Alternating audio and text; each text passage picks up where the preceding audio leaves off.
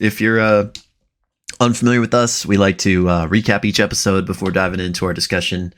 And we cut that video out and host that separately on YouTube for your convenience. So if you happen to find yourself on just that recap video right now, hello. Thank you for checking us out. If you enjoyed the recap, definitely check out our full discussion, which we will link below.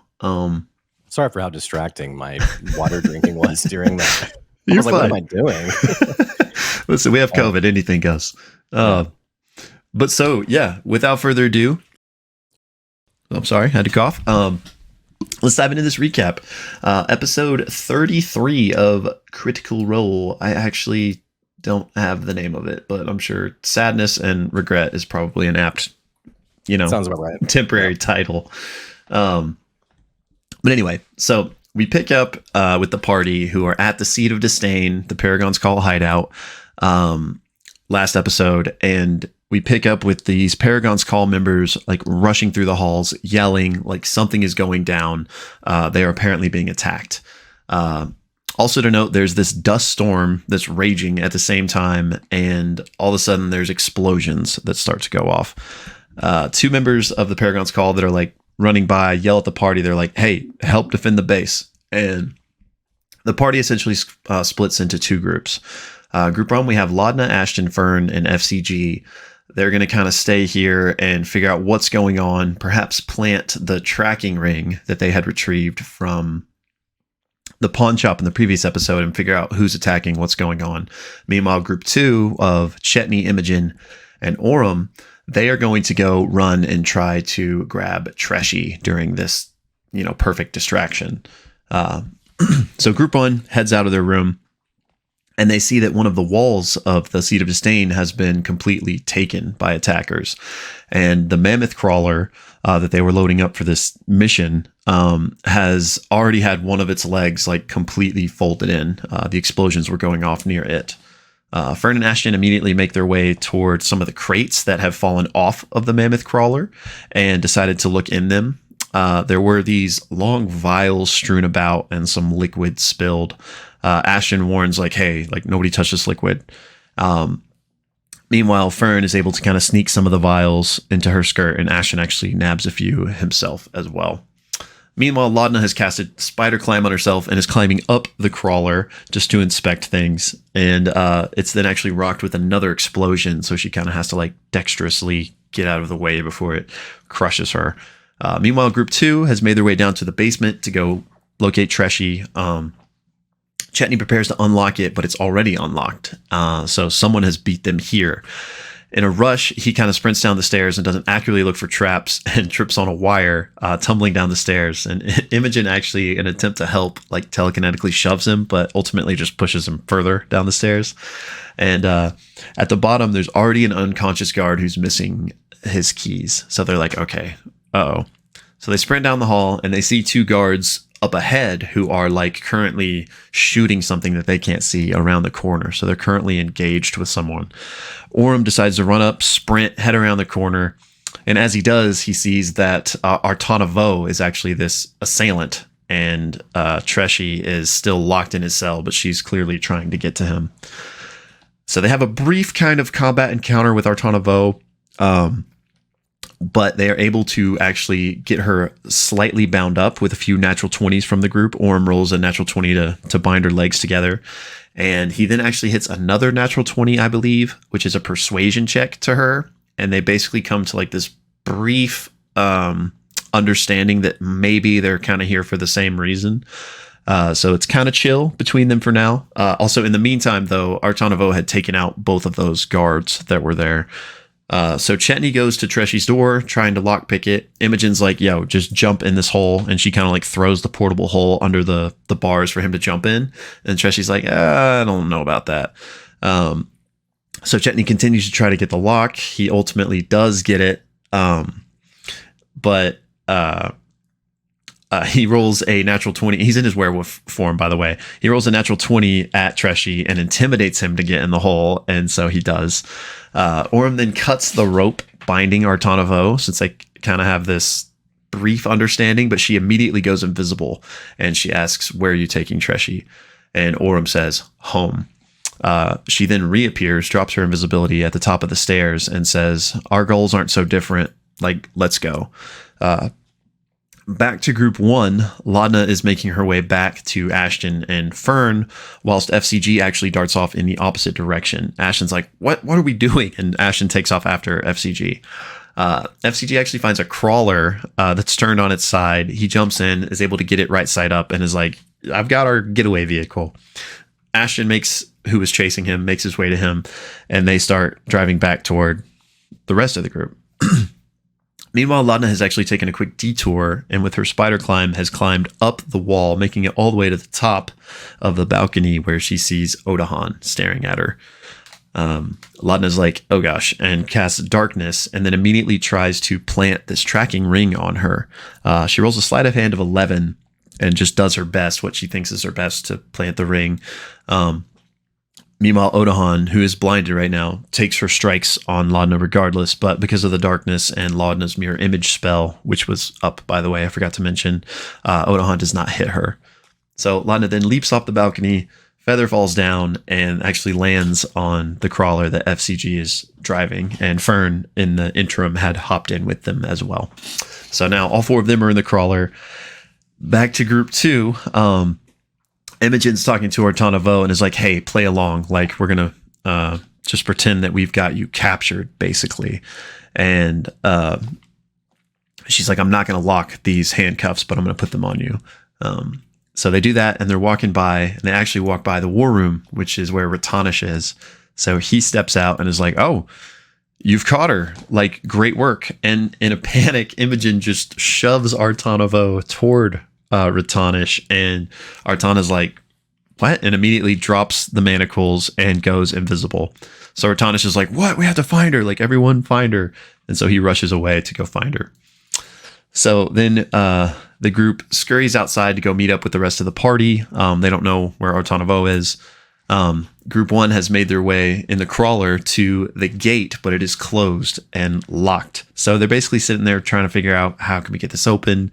They try a few different things, but ultimately between Fern using her Stonky's ring to telenetically remove some of the bindings, and Ashton hitting some and removing them as well, they're able to get the gate open around the same time that the rest of the party shows up.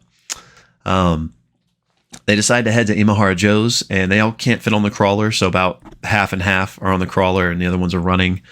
And as they go, there's somebody standing in the way, and it is Odahan.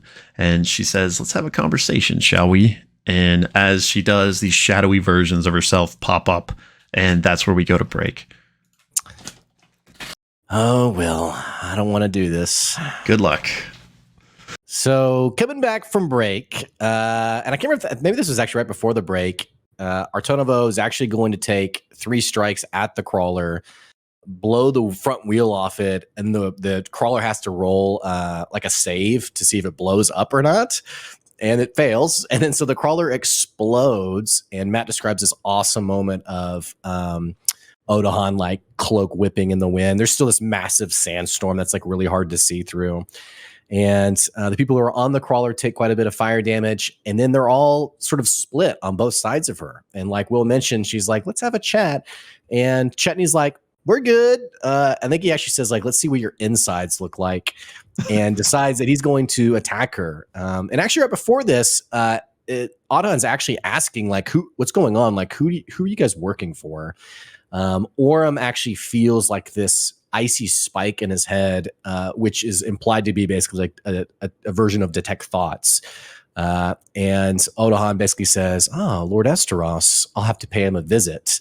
So then the party's kind of like, oh, okay. Like, so this lady's kind of smart, I guess. And that's then when Chetney's like, let's see what your insides look like. They roll for initiative and attack this legendary fabled warrior of the Paragon's Call. And unfortunately, they all roll low for their initiative. I will say that Imogen actually, before combat happens, she's going to cast Hungry Torrent, which is like this whipping sort of like red electrical storm on Odahan, on Odahan, and her little echoes actually, even the ones that succeed, disappear. They poof into nothingness.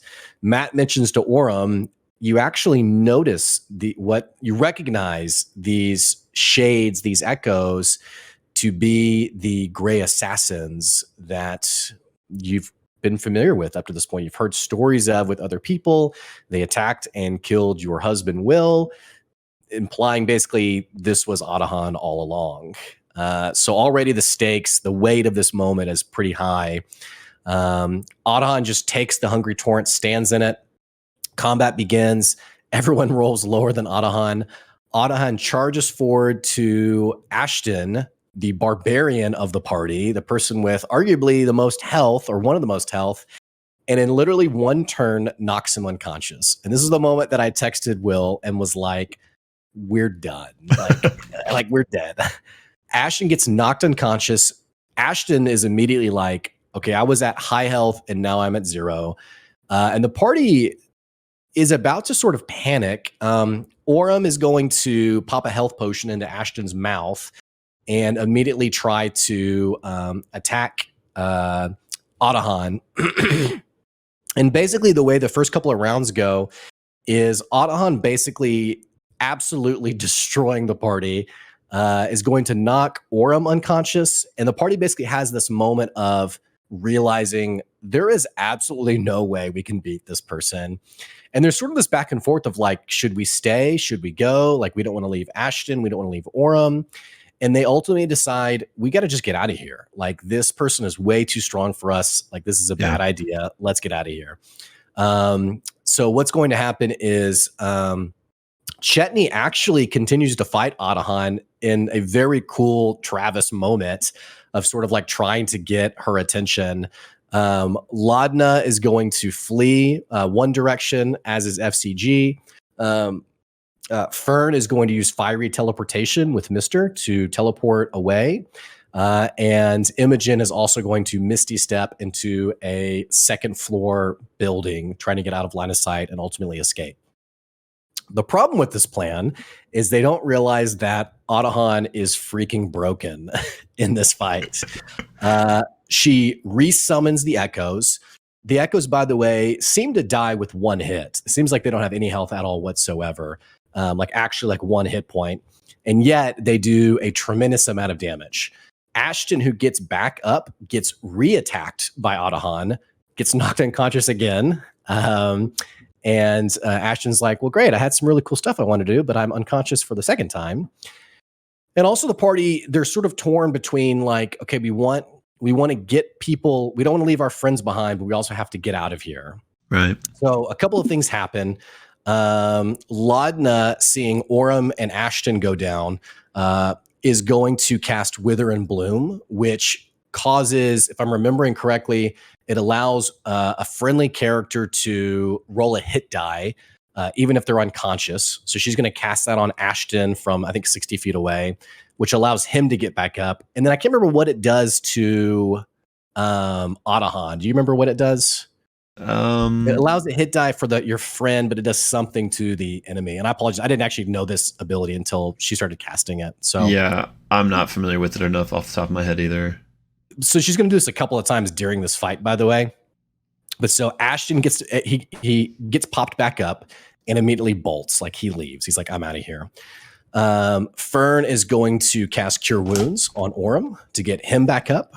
Chetney is going to continue to rail. And Imogen is basically like, is this the right call? Like, do I really need to leave? And FGG is basically like mentally sending a message saying like, she wants you, like you have to get out. Like you are like the prize that she wants.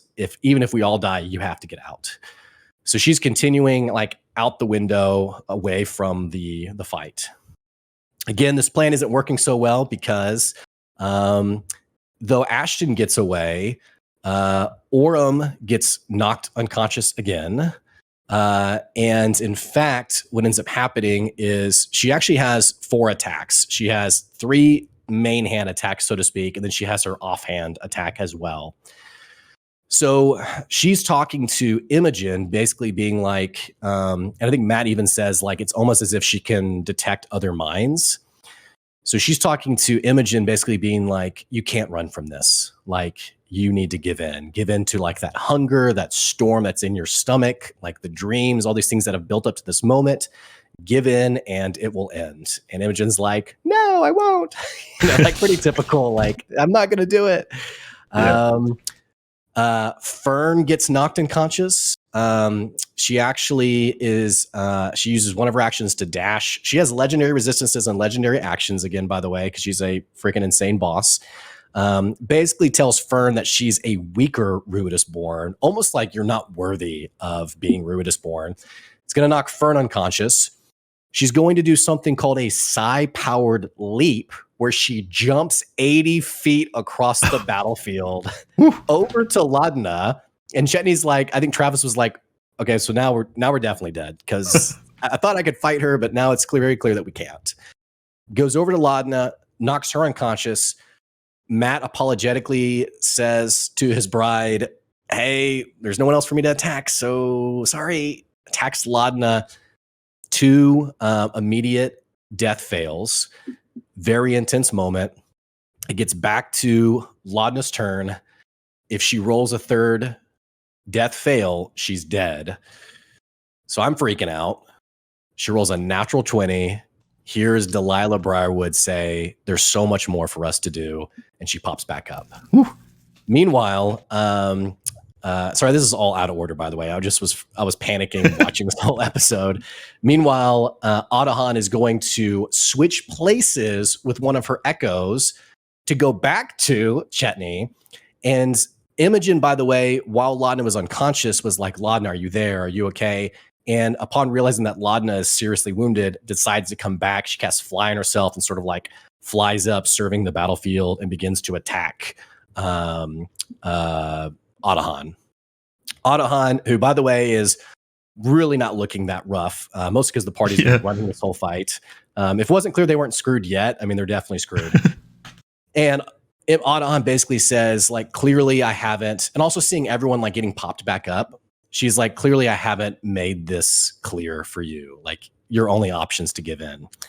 And so she goes over to Orym, has knocked him unconscious, attacks him again, to the death, immediate death fails, and then attacks him again, and automatic fail. Orym has his third death fail, and Matt says the words. He says, what are Orym's last words? And Liam describes that Orym has a feeling of immense failure, his voice shaky, and he says, at least I get to see Will again. And then out of his hand falls the blue glowing sending stone that he had given the other one to his best friend, Dorian, from previous in the campaign. And as Odahan delivers the final blow, she realizes, we've met before. And Orym goes, yeah. And then sticks him, and Orym is dead. And then Odahan goes over to Fern and does the same to her. And Fern's last words are, well, what a wild ride this was. She dies, has her third death fail. Chetney gets knocked unconscious. Laudna, who got popped back up, gets attacked by Odahan again. And Odahan actually says to Imogen, this one's your favorite, right? And Imogen's like, no, like I give in. And Odahan basically says, it's too late for that. Like, you don't get to choose now to give in. Attacks Laudna, skewers her with her sword, lifts her up on the blade. 2 death fails again. And before the third strike, the third death fail can happen, Imogen has to roll a wisdom save against this overpowering hunger, this storm brewing inside of her. And she rolls a natural 1. And so the storm erupts from her. Matt describes this raging red storm, the sandstorm that was darkening the place around them, turns red. The buildings sort of wither away. And then there's a brief moment of white light. And that's where the episode ends. Episode freaking 33 of Campaign 3 of Critical Role, called Blood and Dust, by the way. Real feel-good episode. Yeah. So if you are checking out just the recap and you want to know what we thought about the episode, we want to know what you thought about the episode, this incredible episode. Click the link below, go to the full video. Will,